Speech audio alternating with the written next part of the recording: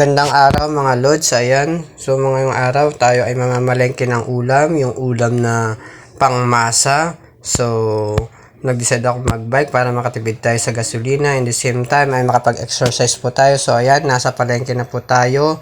Yan po yung aking pinuntahan sa suki ko, yung titinda ng manok. So I decided na bumili ng chicken feet. Ayan.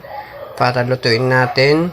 So, papakuluan ko lang siya sa pressure cooker para malambot siya. So, ayan na po yung final product. So, hinati ko po siya sa dalawa. Ayan po yung isang chicken feet adobo na nilagyan ko ng maraming sili para maanghang.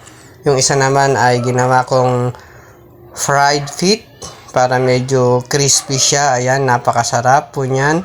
Ang chicken feet po pala ay mayaman sa collagen kung tayo pa ay stress or yung balat po natin ay medyo nangungulubot-kulubot. So, kailangan po natin ng collagen and chicken feet is the best. Ayan, para